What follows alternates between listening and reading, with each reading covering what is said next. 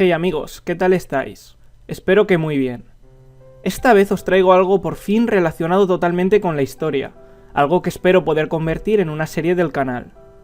Hace un tiempo leí un comentario donde me recomendaban hacer vídeos sobre los distintos reinos medievales que hubo en la península ibérica, y me pareció una buena idea, así que me he animado a hacerlo. Por supuesto, no me voy a dedicar exclusivamente a esta serie, seguiré subiendo otros vídeos, especialmente los ¿y si tal estado fuera un país actual? Pero estaréis de acuerdo conmigo en que ya era hora de cambiar un poco de temática, pues llevaba unos cuantos vídeos seguidos de esa serie. En fin, espero que este contenido que os traigo sea de vuestro agrado, que os sirva para aprender algunas cosas y os motive a buscar más información sobre los visigodos. Por supuesto, con estos vídeos no pretendo hacer una enciclopedia, sino simplemente un resumen de su paso por la península, de tal modo que tengáis unas nociones básicas de estos. Os invito a que apoyéis el vídeo positivamente con un buen me gusta para darle fuerza, y os suscribáis para no perderos el resto de reinos medievales. Ah, y no olvidéis pulsar la campanita para recibir una notificación de cuando subo vídeo. Dicho esto, empecemos. Lo primero que cabe preguntarse es, ¿cómo un pueblo germánico que penetró en el 376 en el Imperio Romano por la zona oriental del limes del Danubio terminó en la península ibérica? Sin entrar en demasiados detalles, pues el periplo de los visigodos por las distintas provincias romanas y las claves del asentamiento en el imperio darían para otro vídeo, estos básicamente penetraron en el imperio buscando tierras donde instalarse. De este modo, se produjo la Guerra Gótica, primero entre visigodos y el Imperio Romano de Oriente, y luego entre visigodos y el Imperio Romano de Occidente, destacando contra el primero la batalla de Adrianópolis y contra el segundo el saqueo de Roma.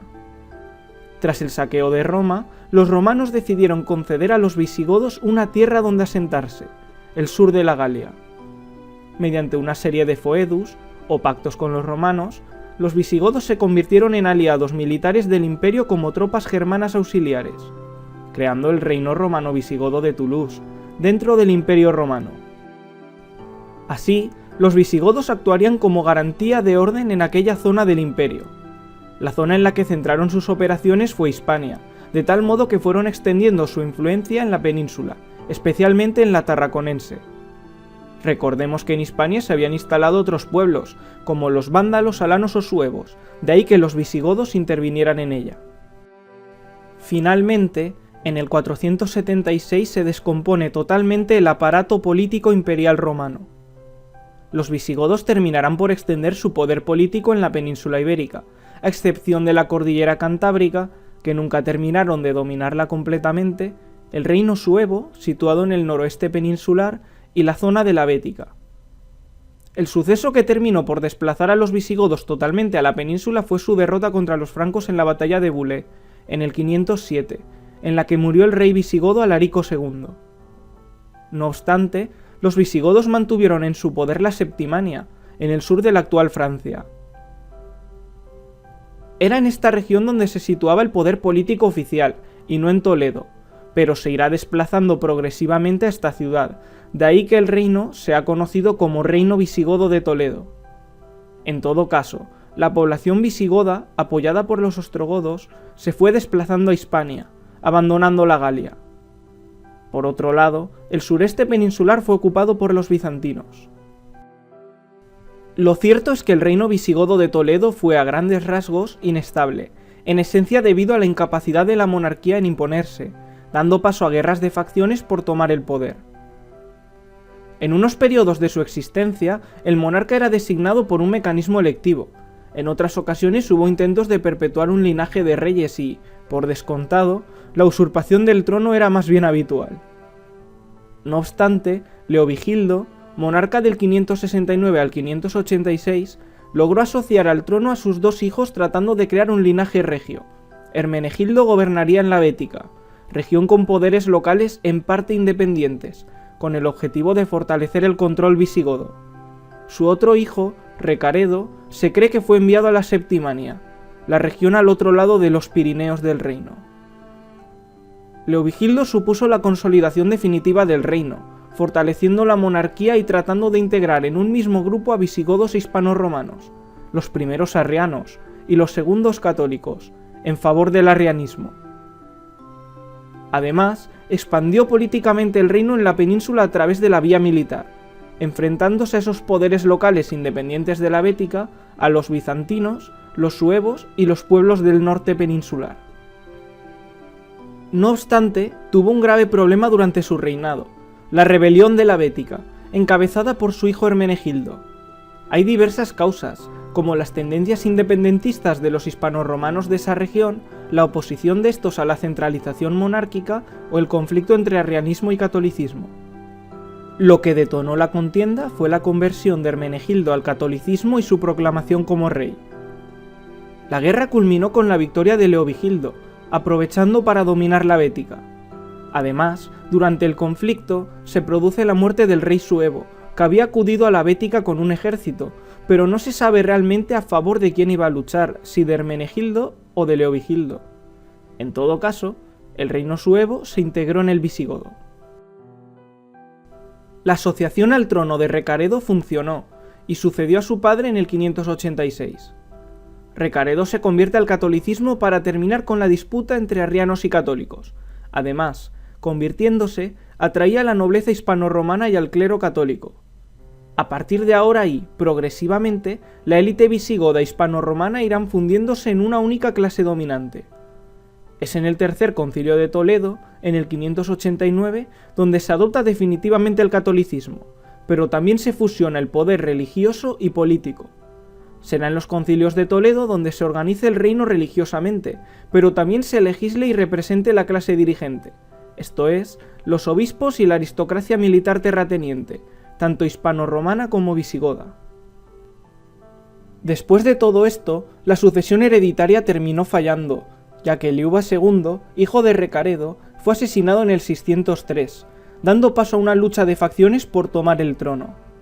Sería labor del Concilio de Toledo establecer una sucesión y un mecanismo efectivo para paliar los conflictos para hacerse con la monarquía, pero sus normas no fueron respetadas y las usurpaciones y guerras civiles fueron continuas, hasta la llegada de Chindasvinto, en el 642, que tomó el poder por las armas precisamente, y luego se hizo elegir monarca. Chindasvinto logró instaurar de nuevo un mecanismo de asociación al trono, asociando a su hijo Recesvinto.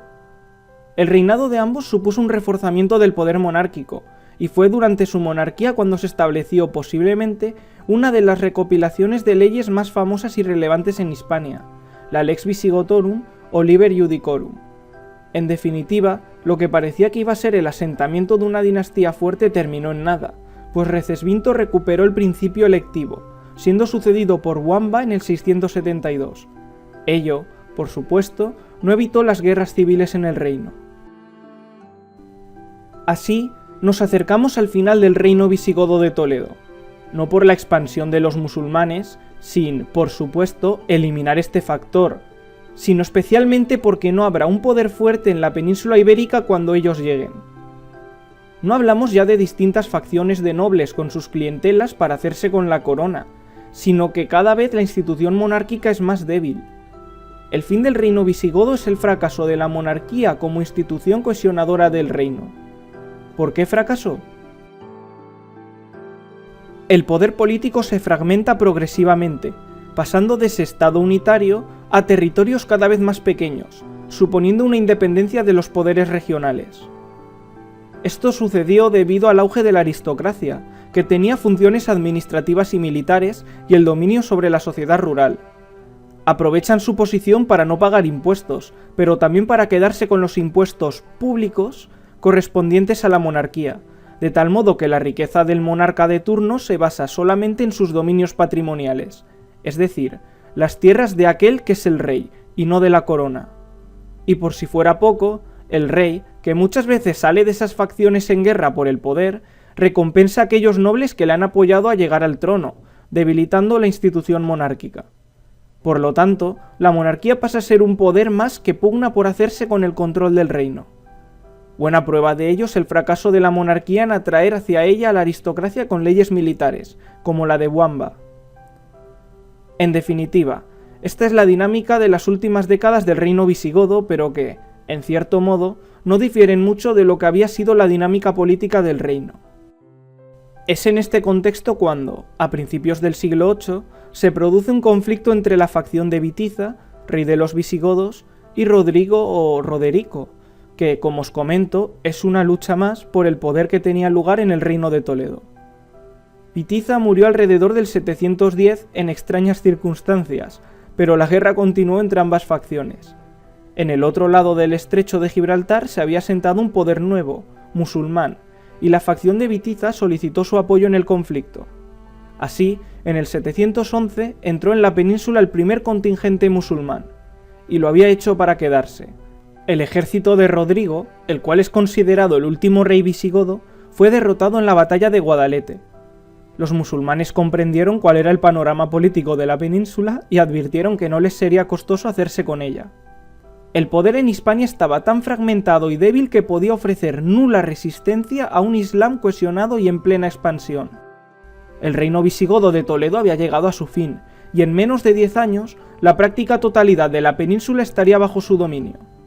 Pero el proceso de conquista y cómo se estructura y evoluciona políticamente el Islam en la península lo veremos en el vídeo correspondiente. Por mi parte, esto ha sido todo. Como os he dicho, esto es un resumen. He comentado lo que considero más relevante para comprender cómo llegan a la península los visigodos, las dinámicas y evolución política del reino y los factores que llevan a su caída. Ahora es vuestro turno para investigar más sobre el reino visigodo si os ha causado interés, que espero que así sea, aunque la verdad es que estamos ante uno de los periodos más desconocidos de nuestra historia. Agradecería que dejaras un comentario indicando qué te ha parecido el vídeo. En fin, espero que te haya gustado el vídeo y dejes un me gusta si ha sido así, pues tu apoyo siempre es muy importante. Te invito a suscribirte si es el primer vídeo que ves y te gusta este contenido, pues vendrán más vídeos así, y no olvides darle a la campanita para que te notifique cuando suba un vídeo. Te espero en el próximo.